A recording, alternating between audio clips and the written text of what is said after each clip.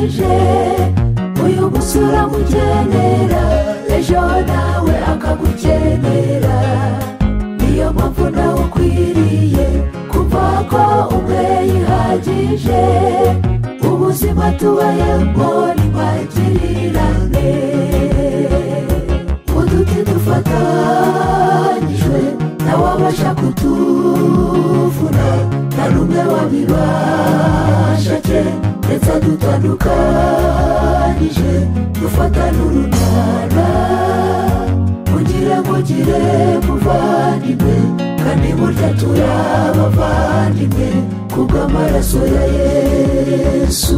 uduti dufatanyijwe ntawabasha kutuvuna nta n'umwe wabibasha ndetse dutandukanyije dufatana urunana mugire muvandimwe kandi burya turabavandimwe kubw'amaraso ya Yesu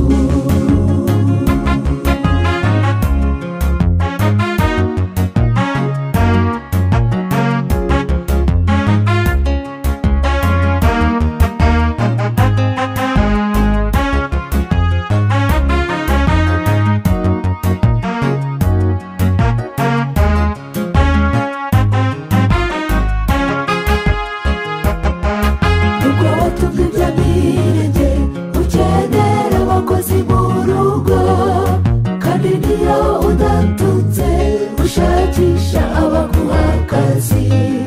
ngaho nawe reba mwarimu ntiyabaho n'abanyeshuri ubuzima tubayemo ni magirirane uduti dufatanyijwe ntawabasha kutuvuna nta n'umwe wabibasha ndetse dutandukanyije dufatana urunana mugire muvandimwe kandi burya turabavandimwe kubw'amaraso ya Yesu uduti dufatanyijwe ntawabasha kutuvuna nta n'umwe wabibasha ndetse dutandukanyije dufatana urunana mugire muvandimwe kandi burya turabavandimwe kubw'amaraso ya Yesu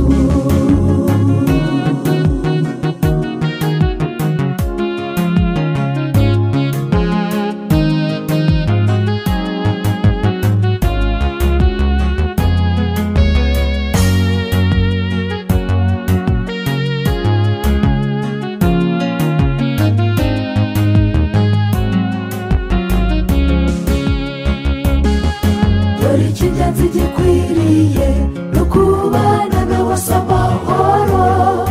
ukita kuba gukeneye kuko bucya n'ayandi ave wikwishyira hejuru witwaje icyubahiro ufite ubuzima tubayemo ni magirirane uduti dufatanyijwe ntawabasha kutuvuna nta n'umwe wabibasha ndetse dutandukanyije dufatana urunana mugire muvandimwe kandi burya turabavandimwe kubw'amaraso ya Yesu uduti dufatanyijwe ntawabasha kutuvuna nta n'umwe wabibasha ndetse dutandukanyije dufatana urunana mugire muvandimwe kandi burya turabavandimwe kubw'amaraso ya Yesu dufatana urunana mugire muvandimwe